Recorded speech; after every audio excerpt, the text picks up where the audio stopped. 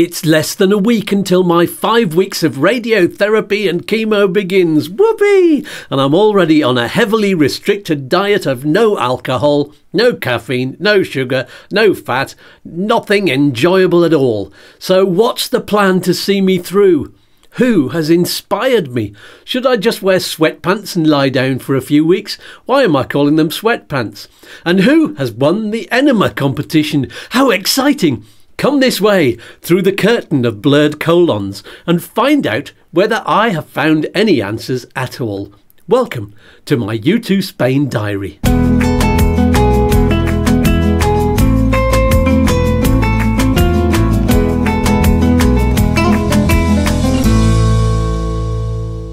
Hi, Skatz here. It's Friday, March the 15th, and this is video diary number 13. Lucky for some, not really for me. Fortunately, I don't believe in luck. Give me science and provable stuff any day.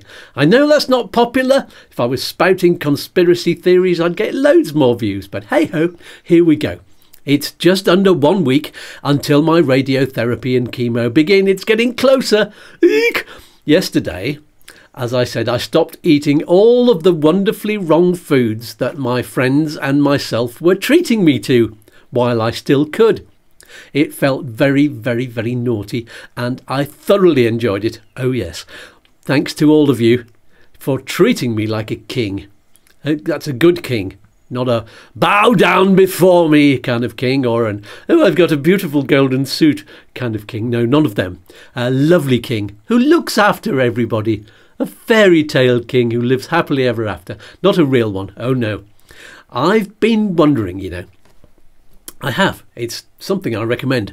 I said a few weeks back about becoming a superhero because of the radiation. And of course I chose Spider-Man as my favourite, because who wouldn't? But you see, he didn't get blasted with radiation. It was the spider that got that, and then the spider bit him, and that's how he got his superpowers. The superhero / mutant that got all of the radiation was the Hulk. Yes, the Hulk. Big green bloke, ripped clothes. Except, actually, for the upper part of his trousers. They never ripped at all, did they? How lucky was that? And it happened every time. Otherwise you'd have seen his bits. His big green hulky bits. Or maybe they weren't big. Maybe they were tiny. Because that happens to bodybuilders, doesn't it, when they have too many steroids? So I've heard. I don't know. But it can't be a recipe for big bullocks, can it? Having radiation fired at them. They'll probably try and avoid that at the hospital. Yes, I do hope so. Anyway, I don't think I'd want to be the Hulk. Bit too stressful being angry all the time. And green. There we go. Right, I should get back on track, really. Got a bit distracted. Nothing new there. It's probably the lack of caffeine. I don't think I'm thinking quite as quickly or clearly. Not sure. I'm glad I recorded the driving video earlier in the week.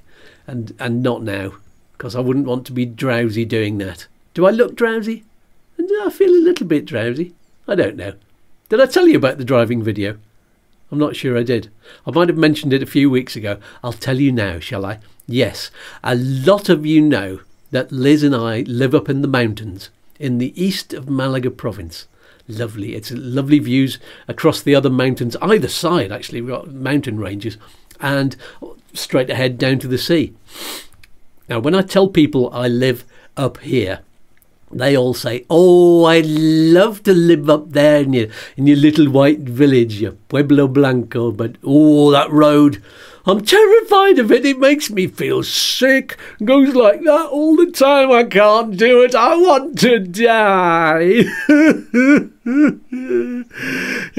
Yeah, there's that acting again. So I thought I'd better make a video of me doing the drive, and I'll give it a terrifying clickbait title. Oh yes, well, you've got to do something to get people watching, haven't you?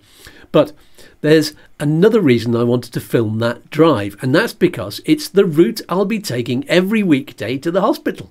And I wanted to show you what kind of special people my friends are for volunteering to drive me there and back. Down the terrifying road. Yes. Is there a more terrifying road in the whole of Europe? I don't think so. Well, find out. So, anyway, I got me a special clamp that fits on the sun visor. Yes, it holds my phone on there. Actually, I've put it on the passenger side, because otherwise that would be a bit dangerous, having the thing right in front of my face. And so I set off down the hill, and that was on Monday, I think I did that. I was actually driving for a reason, to meet up with Sean from the YouTube channel Expat in Matharon, and also one of his friends called Yogi, who watches U2 Spain as well, and now he's my friend too. Hello, Yogi. He's very supportive and kind. He's a lovely bloke. I like him a lot. Anyway, so, and yes, and he was one of the people who fed me. Thank you for the curry. Lovely, lovely, lovely. Anyway, so on the drive, I thought I'll leave the camera running all the way there, because originally I was just going to do it down to the bottom of the mountain road, you know, but I thought let's leave it running all the way there, and that way I'll get 2 videos out, one about the mountain road and the other about what the motorways are like in Spain. And I recorded the journey home as well, because there are actually 2 ways to get up to Compita, where I live. There's one goes more or less straight down and the other one goes off at an angle. So look out for those 2 videos coming soon. And I was nattering all the time, all the way through, with a little mic attached to my chair. And actually, I can't wait to find out what on earth I was talking about. It's probably a load of bollocks. I had some coffee that day. That's my excuse now. Right. What else have we got? Is it time for the enema bit yet? Oh no, I remember something Yogi asked me about, and we were talking about singing.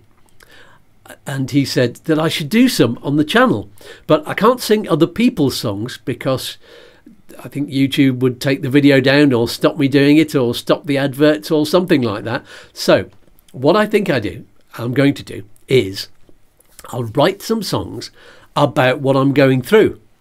Or here's another thing. Oh yes, here we go.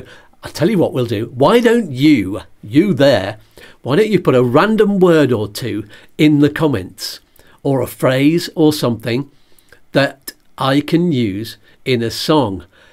Just anything, random. No swear words though. I can't use them. Yeah, YouTube doesn't like that. So go on then, have a think about that. And yeah, put some words in the comments. And I'll see what I can do with them. Now there was something else that I was going to tell you. Oh yes, this is really important.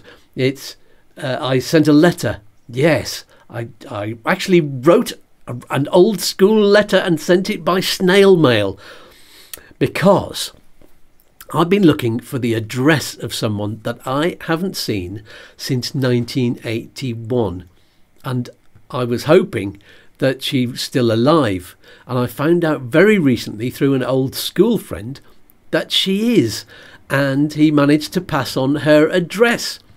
She, the person I'm looking for, was my English teacher at school, and she, out of all of the teachers I've had in all of the time I've been taught by anyone, was the one who inspired me, and she actually changed the course of my life. I'm not going to tell you the whole story right now. I'm going to leave that for another video, because I think it's only fair she gets to hear the story first and to be reminded of it. I don't know how long it takes to get a letter from here to England, but I did post it a couple of days ago. I'll give it a couple of weeks maybe, and then I'll read it out to you. Hopefully she'll have it by then. And I'll also sing the song that I wrote about that moment of inspiration, which sparked off my creative career. And there's a story about when I made that song as well, because I was doing a one-man show, and that was all about inspiration as well. Anyway, it's a lovely story, both of the stories, and I sent her the letter to thank her and maybe bring a smile to her face. I don't know if she'll get in touch. It would be lovely if she did.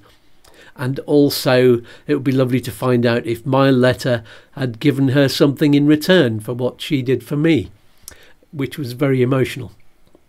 I'll let you know. Can't wait to tell you the story. In the meantime, tell me in the comments who inspired you. Was there a teacher or a family member, anyone, who did or said something that you now carry with you close to your heart to continue to inspire you? tell me your story. I'll tell you why, because writing mine down was a really positive experience, and I'd like you all to have that too. Give it a try, honestly. It's really, really good for you. Right.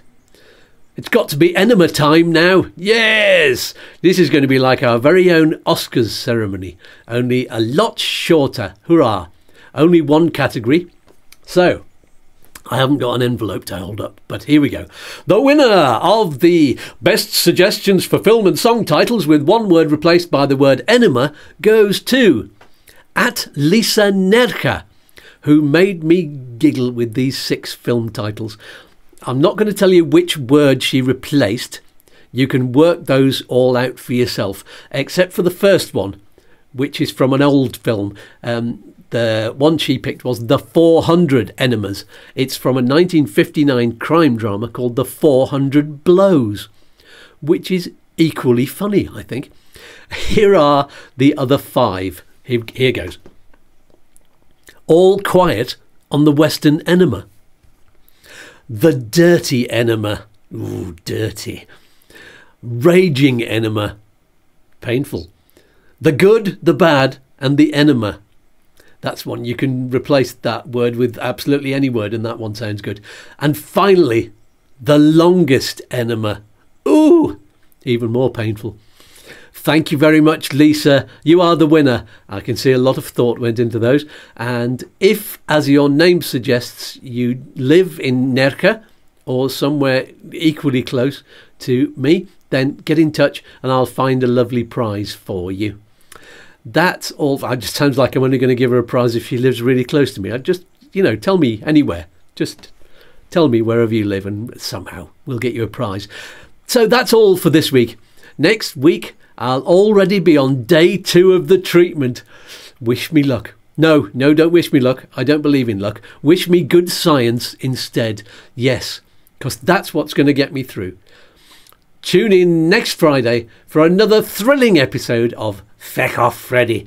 Keep your fingers and your toes crossed, you lovely people. And as always, raise your glass or any kind of container with me. Still alive! And of course, let's do the cancer dance.